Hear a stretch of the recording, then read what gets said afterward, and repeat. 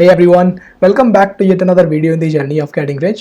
आज की इस वीडियो में हम अपनी पर्सनल और प्रोफेशनल लाइफ को इम्प्रूव करने के बारे में बात करने वाले हैं। एक ऐसे 7 स्टेप फॉर्मूले के बारे में बात करने वाले हैं जिसको फॉलो करके कोई भी इंसान अपनी लेजीनेस, अपनी टाल मटोल करने की आदत से छुटकारा पा सकता है, अपनी प्रोडक्टिविटी को मल्टीपल टाइम्स बढ़ा सकता है और अच्छे बेहतर रिजल्ट हासिल कर सकता है।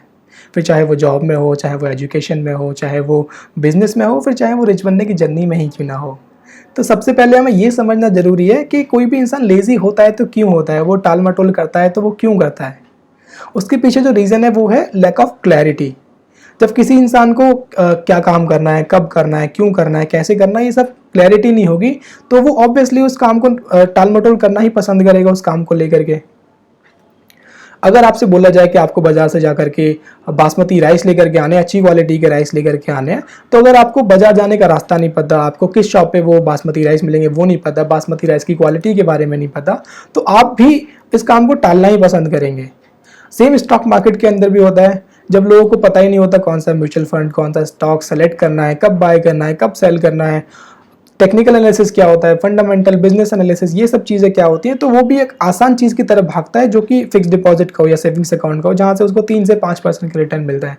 वहीं जो इंसान इन चीज़ों को स्टडी करता है, इन पे काम करता है, उनको लर्न करता है, तो वो स्टॉक मार्केट से, म्यूचुअल फंड से आराम से 10, 12, 15% कमा पाता है और इसको बेहतर रिजल्ट मिल रहा है in comparison to the other person.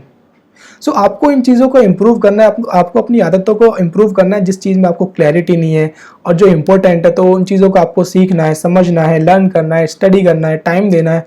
और जब आप इन चीज़ों के लेकर के क्लैरिटी होगी तो आपको भी इन चीज़ों को करने में मज़ा आएगा। आपको मज़ा नहीं आएगा कि आप अपने पैसे के ऊपर 12-15% रिटर्न कमा पा रहे हैं स्टॉक मार्केट में इन्वेस्ट करके, जहां आप सेविंग्स अकाउंट में सिर्फ 3% कमा पा रहे थे, 5 गुना रिजल्ट आपके बढ़ जाते हैं।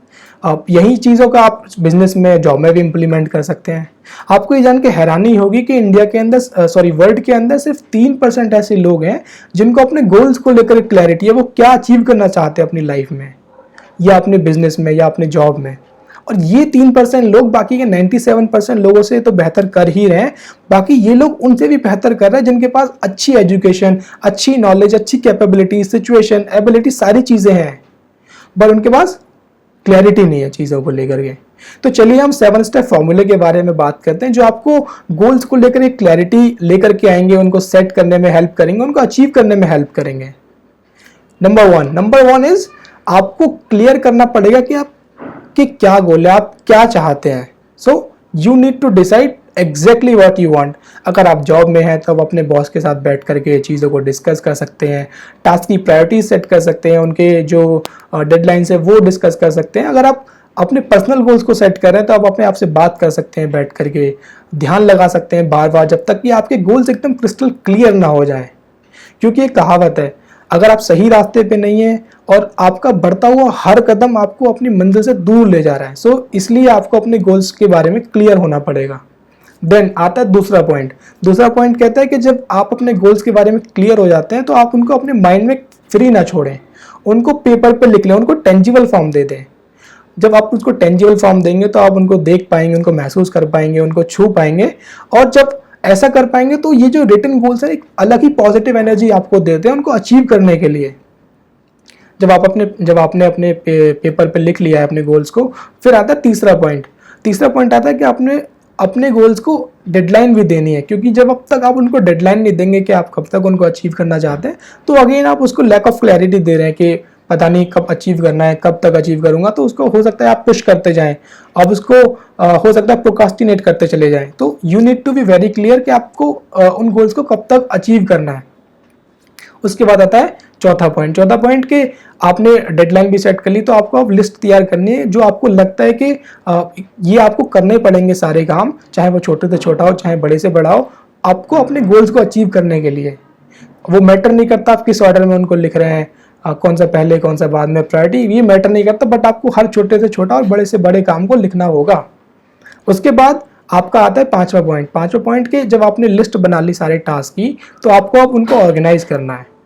प्रायोरिटी देनी है, कौन सा मोस्ट प्रायोरिटी वाला है, कौन सा लीस्ट प्रायोरिटी वाला है, कौन सा काम किसके ऊपर डिपेंडेंट है, कौन सा पहले करना है, कौन सा बाद में करना है। जब आप ऐसा करेंगे अपने गोल्स को लेकर के, अपने डिज़ाइन तैयार करेंगे, प्लान तैयार करेंगे पेपर के ऊपर, तो आप देखेंगे कि किसी भी गोल को, किसी भी बड़े से बड़े गोल को अचीव करना कितना आसान है अगर हम उसको ब्रेक कर ले पार्ट्स के अंदर। क्योंकि छोटे छोटे पार्ट्स को अचीव करना बहुत आसान है। जब उनको छोटे छोटे पार्ट्स को अचीव करके हम कंबाइन करते तो एक बड़े से बड़े गोल को भी हम आराम से अचीव कर पाएंगे। उसके बाद आता है छठा पॉइंट। छठा पॉइंट कहता है कि जब आपने अपने गोल को, अपने जो प्लान को तैयार कर लिया, डिज़ाइन कर लिया, तो आपको अब वेट नहीं करना, आपको तुरंत उसके ऊपर एग्जीक्यूशन करना शुरू करना है। एक कहावत है कि an average plan executed vigorously is far far better than an excellent plan without an execution. आपको ये मैटर नहीं करता कि आपको आता है कि नहीं आता है, बट आपको शुरू करना है। आप शुरू करिए, चाहे आप हो सकता है पहली बार में गंदे तरीके से करें, पर प्रैक्टिस करते करते करते करते आप उसको एक दिन बेहतर तरीके से भी कर पाएंगे, बेहतर रिजल्ट भी हासिल कर पाएंगे। ये कहावत भी है, practice makes a man perfect. So you have to start execution. Then आता है लास्ट पॉइंट। लास्ट पॉइंट कहता है कि जब आप अपने गोल्स को सेट कर चुके हैं तो आपको डेली अपने गोल की तरफ बढ़ना है। तो आपको डेली जो लिस्ट आपने तैयार करी है उसके ऊपर काम करना है। हो सकता है आप बड़े टास्क को उठा ले तो 1-2 दिन के अंदर वो खत्म हो, छोटे टास्क को उठा ले तो शायद 1 दिन के अंदर ही खत्म हो जाए, पर डेली बेसिस पे आपको उसके ऊपर काम करना है। आपको अपनी बकेट लिस्ट को खाली करते हुए जाना है। तो धीरे धीरे जब आप उसके ऊपर काम करते जाएंगे तो आप देखेंगे कि एक दिन आपकी बकेट लिस्ट खाली होगी और आपका गोल अचीव हो गया, जिस डेडलाइन में आप चाहते थे, जब तक आप उसको चाहते थे। तो आपको ये डिसिप्लिन, आपको इस कंसिस्टेंसी के साथ बने रहना है। इस कंसिस्टेंसी के साथ, इस डिसिप्लिन के साथ आप किसी भी बड़े से बड़े गोल को इजीली सेट कर पाएंगे, अचीव कर पाएंगे। एक बार इसको हम एक एग्जांपल के तौर पे समझ लेते हैं कैसे करना है।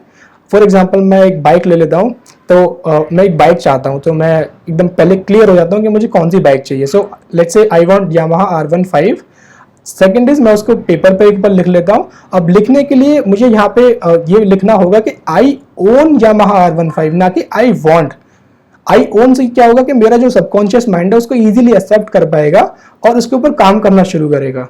नाउ आता है थर्ड पॉइंट। अब मुझे डेडलाइन सेट करनी है कि मैं कब तक इस बाइक को खरीदना चाहता हूँ या लेना चाहता हूँ। फॉर एग्जाम्पल लेट्स से 1 जनवरी 2023। मैं लिख लेता हूँ पेपर के ऊपर, I own a Yamaha R15 bike by 1 January 2013। उसको मैं चिपका देता हूँ एक दीवार के ऊपर।